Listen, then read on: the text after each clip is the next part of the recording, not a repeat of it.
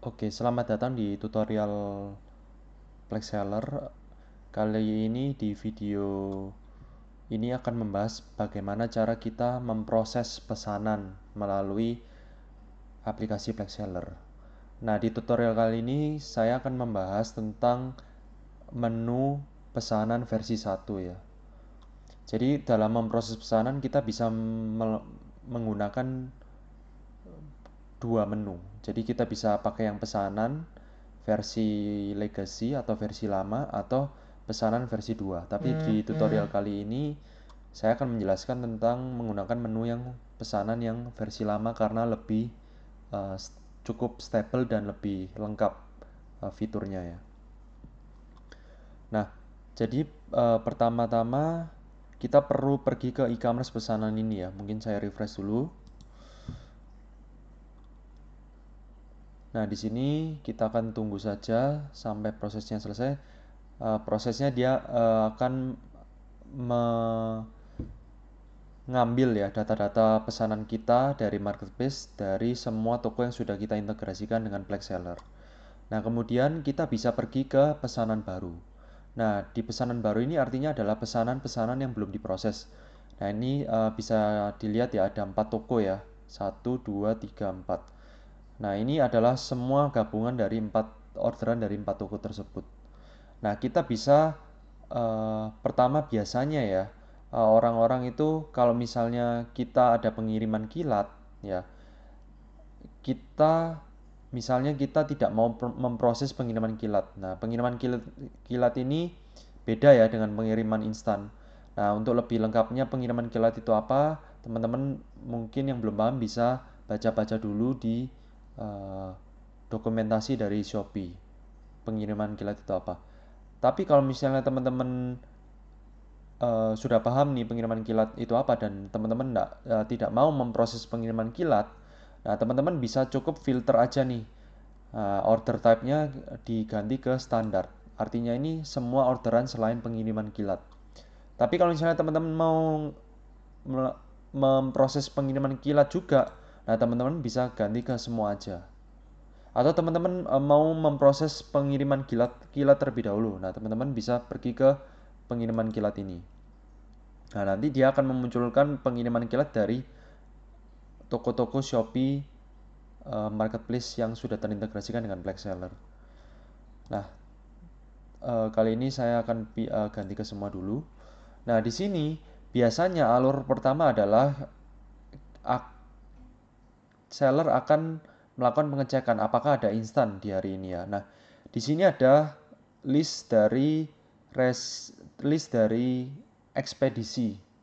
Nah, ekspedisi-ekspedisi ini kebetulan ya dari semua orderan ini yang ekspedisinya cuma 3 ini. Kalau misalnya kita ada ekspedisi lain nanti dia otomatis akan muncul di sini. Akan bertambah ya. Jadi bukan cuma 3 aja. Nah, ini kebetulan ada same day ya teman-teman. Nah, coba kalau untuk yang same day dan instan itu kita bisa cetak terlebih dahulu resinya. Nah, kita bisa filter dulu ya pesanan yang aspek same day. Nah, kemudian baru kita pilih nih dua pesanan ini. Nah, di sini akan muncul tombol print resi ya teman-teman. Nah, kalau kalau misalnya kita ada di filter same day atau di instan ya, itu akan muncul tombol print ini ya, print resi ini, walaupun di pesanan baru. Tetapi kalau misalnya kita mencetak, kita tidak bisa mencetak resi kalau statusnya pesanan baru atau belum diproses ya. Kalau misalnya ekspedisinya selain same day atau instan. Nah, kalau kita coba pergi ke expect standar ini ya. Nah, kita bisa lihat, nah tombol belum print sama sudah printnya itu tidak muncul ya teman-teman, print resinya. Nah, jadi ini tombol print ini hanya muncul kalau misalnya kita ngefilter SPX SMD atau instan atau Grab atau Gojek atau instan lainnya. Karena biasanya instan itu kita perlu print resinya terlebih dahulu untuk disiapkan barangnya sebelum kita proses atau terima pesanan. Nah, di sini kita bisa lihat ya kalau tombol resi ini ada 3, ada belum print, sudah print dan semua. Belum print artinya kita akan ngeprint semua pesanan yang masih belum kita print sebelumnya. Nah, ini ada kolomnya ya teman-teman, ada print artinya silang. Nah, ini kita bisa sebelum print, teman-teman juga pastikan dulu kalau misalnya printernya teman-teman pakai thermal, nah perlu diganti ke ukuran yang A6. Tapi kalau misalnya teman-teman print resinya masih pakai kertas HVS atau A4 atau memakai printer tinta, nah saya sarankan memakai yang ukuran A4. Nah, di tutorial kali ini saya akan menggunakan A6. Nah, ini akan saya klik blueprint. Nah, kalau di Plexseller ini kita juga keunggulannya adalah sortir SKU. Jadi, SKU yang sama itu kita bisa filter, kita bisa sortir otomatis. Nanti mungkin saya jelaskan di pesanan yang lain ya. Nah, di sini sudah ke print ya teman-teman ya. Nanti status printnya ini sudah ke centang ya teman-teman ya. Nah, kita juga bisa kelihatan nih waktu cetaknya kapan. Nah, kalau misalnya saya centang lagi ya teman-teman, saya klik belum print lagi. Nah, ini tidak akan bisa di print. Jadi harus, karena ini sudah di print, jadi kita perlu pilih yang sudah print atau semua.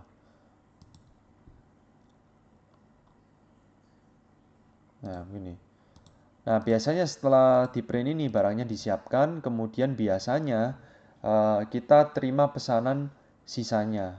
Nah, ini kebetulan di tutorial kali ini saya akan mencontohkan yang standar saja ya.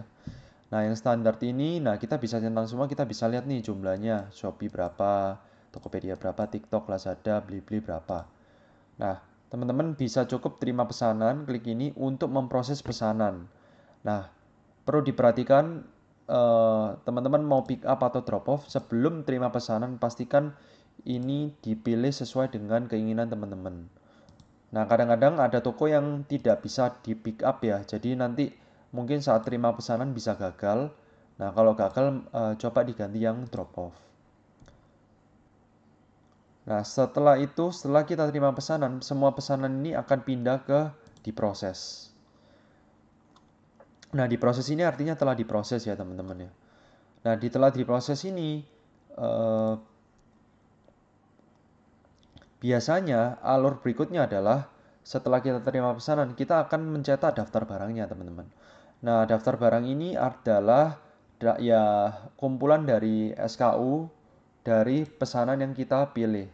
Ya, teman-teman. Kebetulan kita ada di proses, ini adalah semua pesanan yang diproses atau telah diproses. Nah, di sini kita bisa tampilkan nama varian, kita bisa tampilkan gambar juga. Nah, kita juga bisa klik print ini ya, teman-teman. Kalau misalnya ada keperluan untuk print PDF. Nah, nanti akan muncul nih, nah, kita perlu barang oli transmisi ini berapa quantity, kita perlu relay ini berapa quantity, perlu bracket ini berapa quantity. Nah, nanti sudah akan disediakan. Nah, setelah daftar barang biasanya dicetak, nah teman-teman bisa juga memanfaatkan filter by SKU ya. Ini untuk memudahkan teman-teman, mungkin kalau misalnya teman-teman resinya sudah ribuan atau mungkin 500 ke atas lah ya. Mungkin sangat sulit ya kalau misalnya tercampur-campur gitu. Nah, di kita sudah ada filter satu SKU satu quantity, satu SKU lebih dari satu quantity atau SKU kombinasi. Satu SKU satu quantity artinya adalah cuma hanya memfilter pesanan-pesanan yang terdiri dari satu barang tapi kuantitinya juga satu. Nah, ini kita sudah ke filter ya teman-teman ya. Coba kita cetak resinya ya. Nah, kalau kita lihat ini semua resinya akan pasti SKU-nya satu dan kuantitinya satu. Nah, kita coba sisanya. Nah, sisanya adalah SKU kombinasi. Artinya ini dia lebih dari satu SKU ya teman-teman. Nah, ini kita juga bisa ikut print lagi. Nah, jadi nanti akan terpisah gini. Itu terserah dari teman-teman ya, apakah mau memanfaatkan filter by SKU atau tidak. Tapi biasanya kalau resinya udah banyak, mungkin hampir ribuan, itu biasanya sudah sangat membantu kalau filter by SKU ini dan dipakai.